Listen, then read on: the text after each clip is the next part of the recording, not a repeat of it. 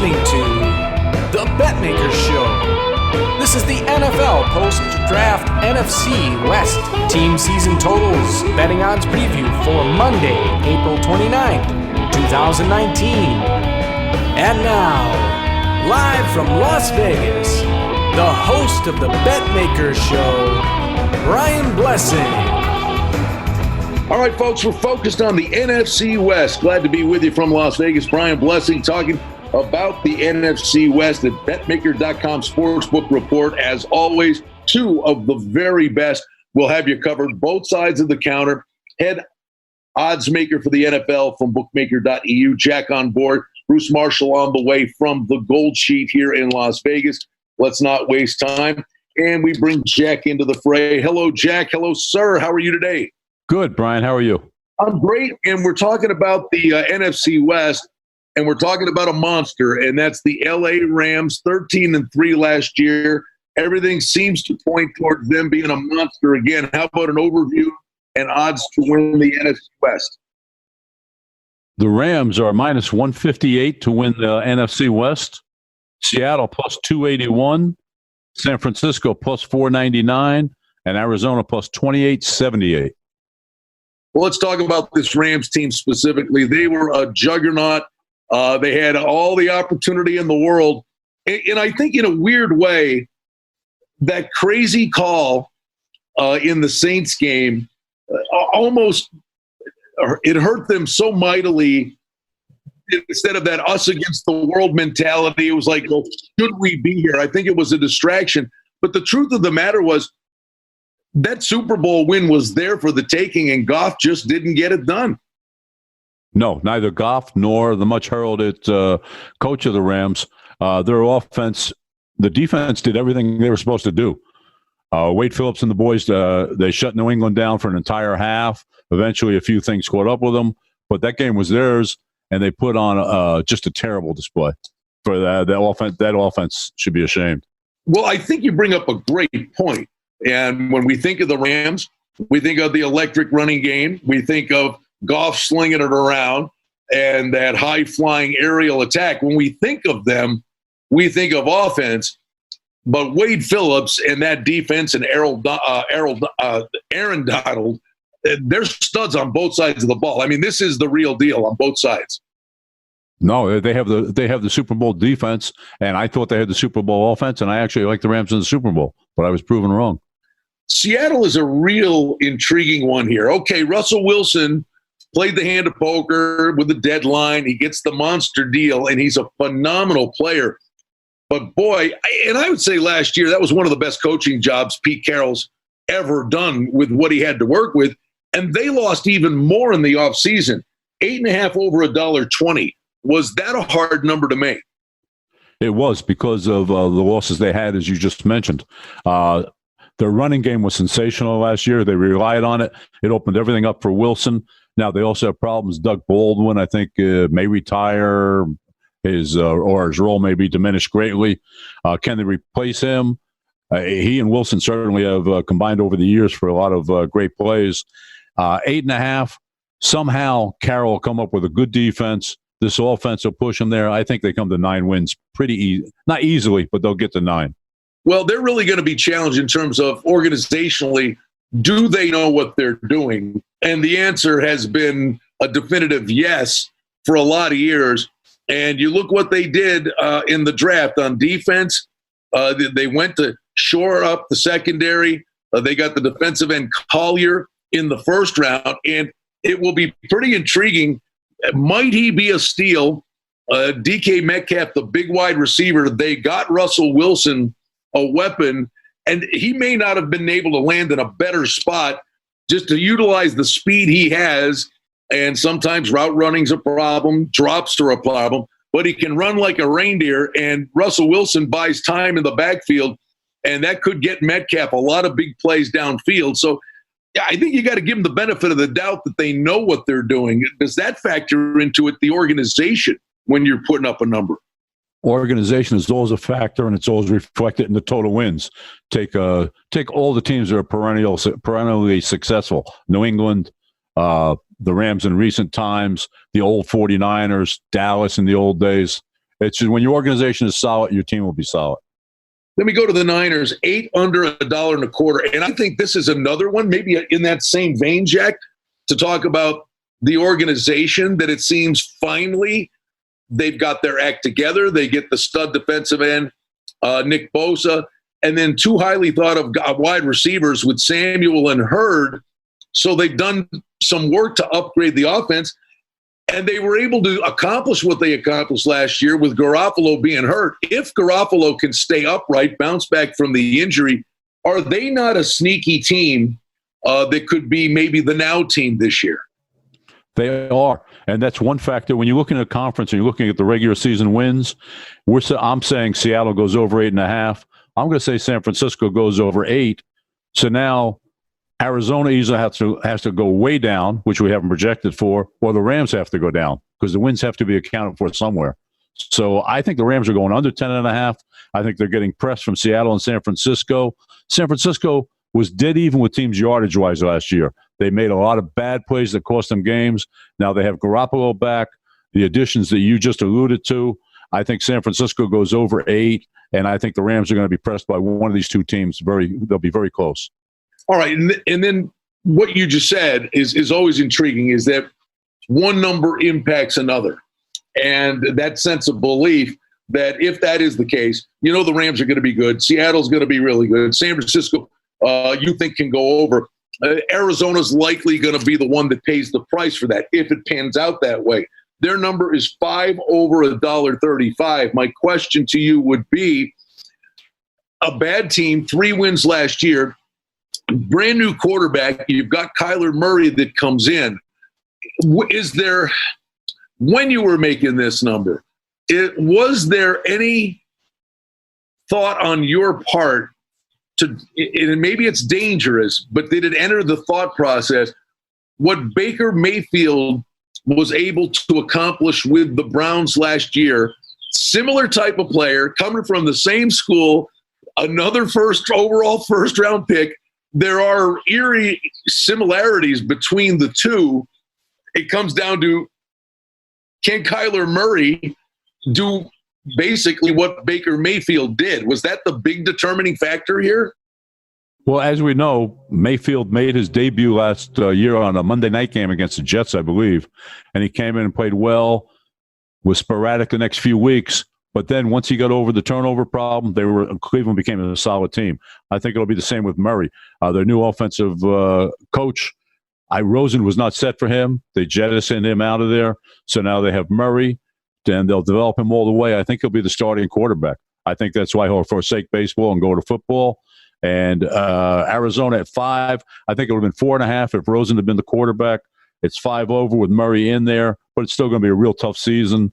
And again, if I like Arizona over 5, the Rams are the team that has to come down. So finally, let's wrap it up with Arizona, and I would just say this, and I think your point's well taken. It's a quarterback-driven league, so when Murray gets in there and how he plays will have a big impact. But I would think the big challenge, maybe this number was the easier one to make, the one that will be something that bears watching. You bring the coach into the equation with Kingsbury and the kind of offense he wants to run.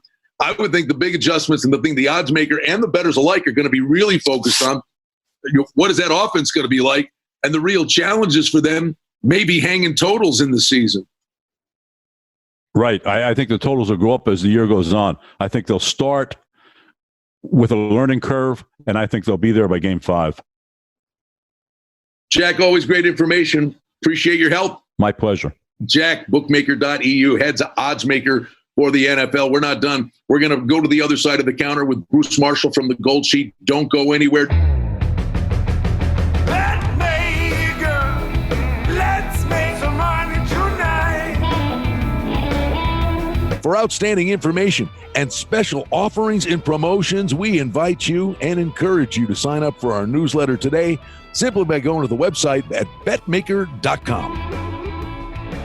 Glad to be back with you here, betmaker.com, the Sportsbook Report. We're talking about the NFC West, and as always, excited to have the fountain of knowledge, our pal, Bruce Marshall from the Gold Sheet. Hello, Bruce. How's it going today, pal?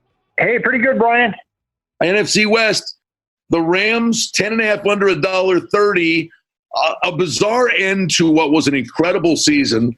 They get the break and the controversial call against the Saints. And in a weird way, I think that really derailed them, that all the heat they got, whether or not they should have been in the Super Bowl.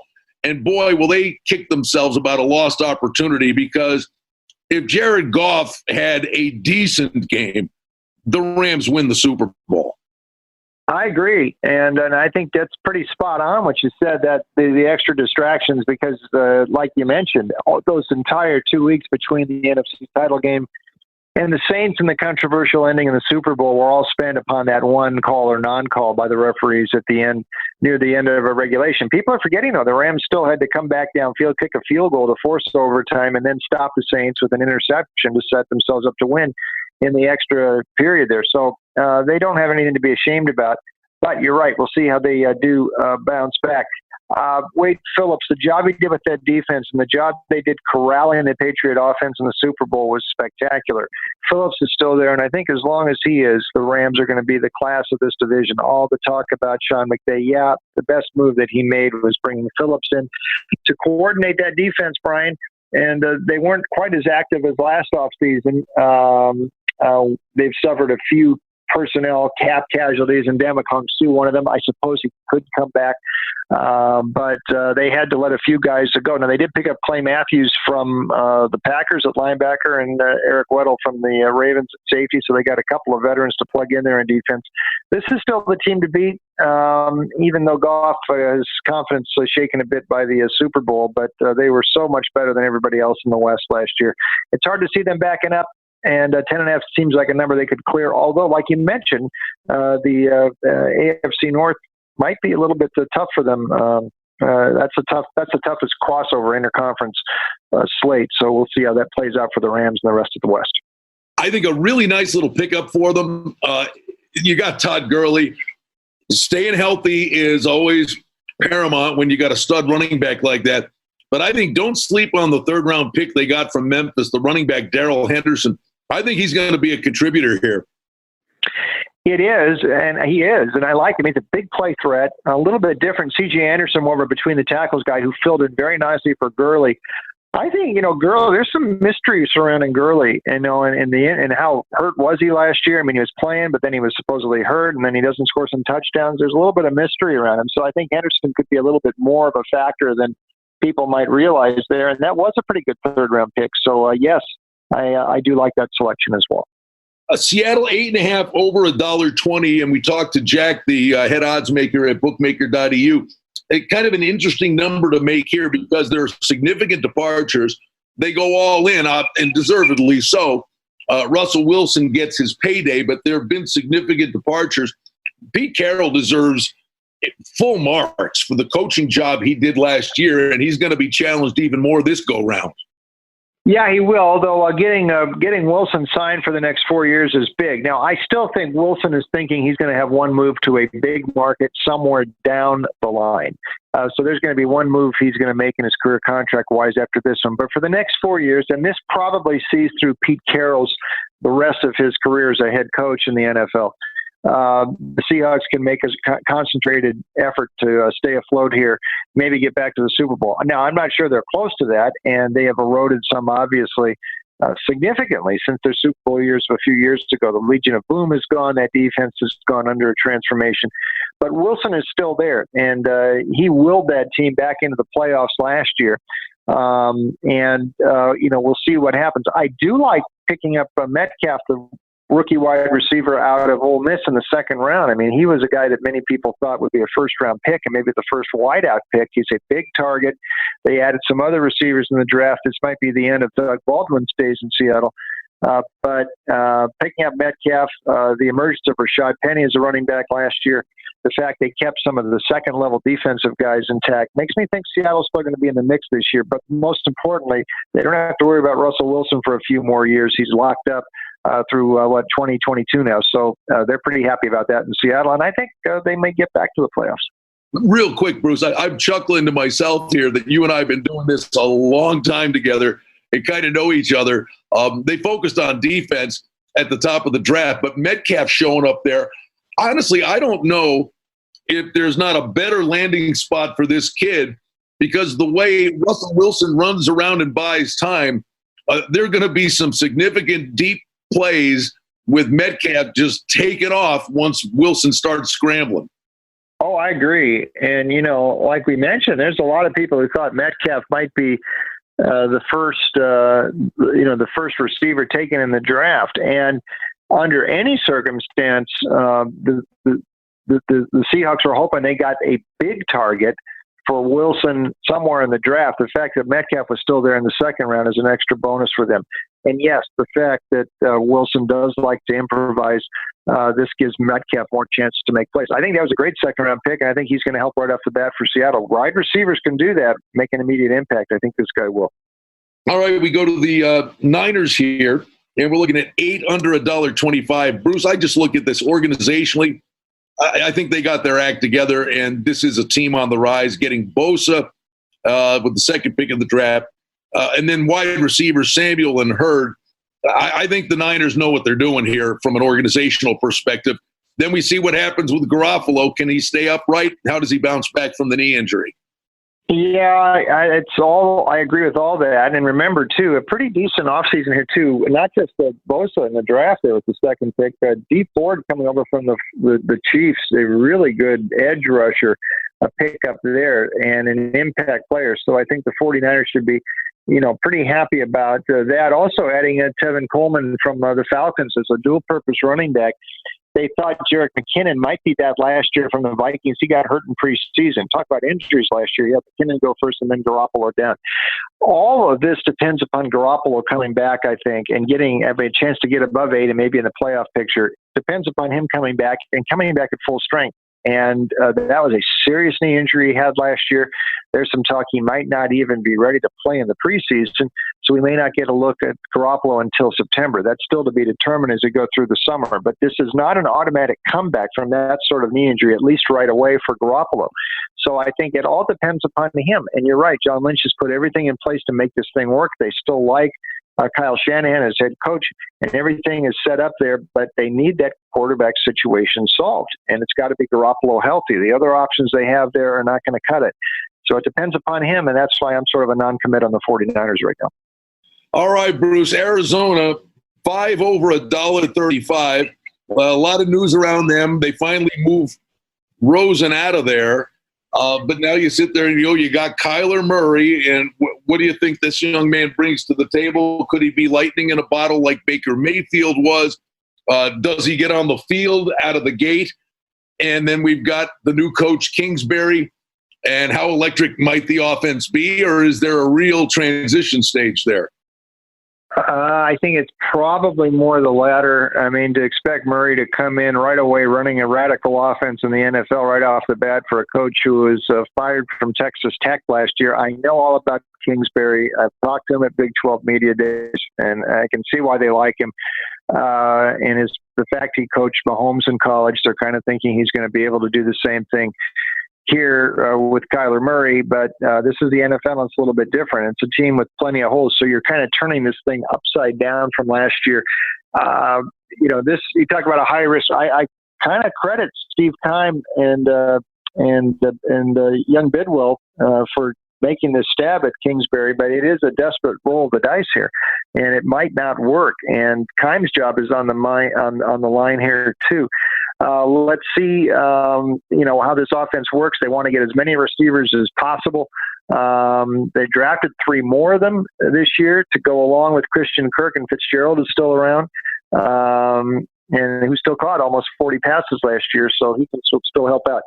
It's going to be a little bit on the defense too, which really eroded last year and slipped from top 5, top 10 defenses in previous years. I think it's asking a lot for the Cardinals to get over 5 wins, though, Brian.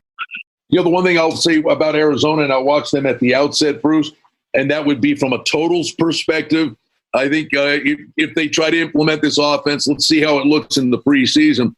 But you're going up and down the field like that, it also exacts a toll on your defense, and it'll be interesting to see. I think once you get a read on what they're doing, those could be some of the biggest adjustments the odds makers have to make are the totals on the Cardinals games, and there may be an opportunity to cash in before those adjustments are made. Yeah, and that's one thing about, Kingsbury's offenses at Texas Tech. They ran off more plays, too, so you assume they're going to be going at a very quick clip here. One other note about the Cardinals. They signed some decent veterans defensively.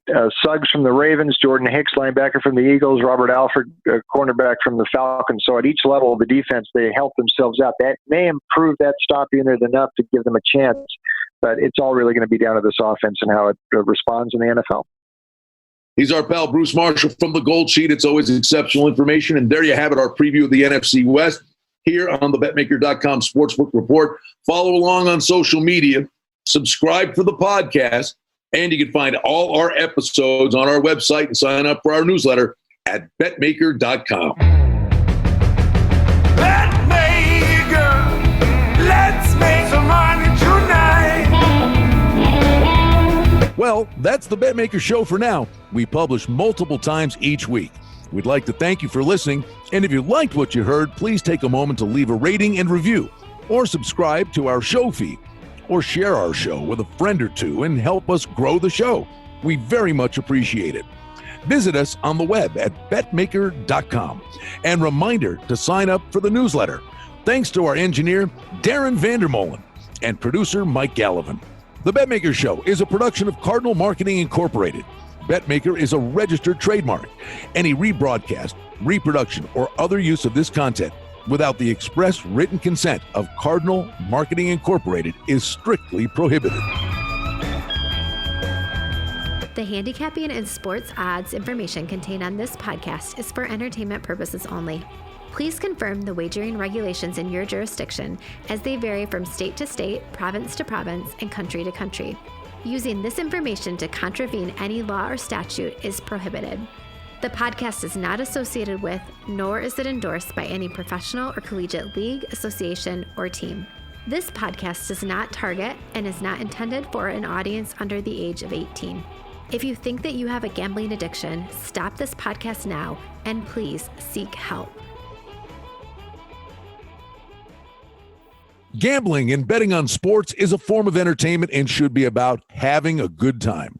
But when done excessively, it may negatively affect other areas of a person's life, such as their physical and mental health, school or work performance, finances, and or interpersonal relationships. At Betmaker.com and the Betmaker Show, we're concerned about the addiction that gambling may cause, and for this reason, we encourage everyone to practice responsible gambling. An approach to gambling that helps you ensure that it remains an enjoyable activity. Here are the main principles of responsible gambling. Don't think of gambling as a way to make money. Always gamble with money that you can afford to lose. Set limits and stick to them. Never chase losses. Don't gamble when you're depressed or upset, and create a healthy balance. Always be aware of how much time you spend gambling or thinking about gambling. And do not allow gambling to cause you to miss out on time with family and friends or time spent on other activities you enjoy. By following these guidelines, gambling can be a good time and great entertainment. If you feel at any time that your gambling is taking away from important areas of your life, is causing you stress or depression, or is leading to financial losses that are beyond your control, please reach out for help. Learn more at responsiblegambling.org.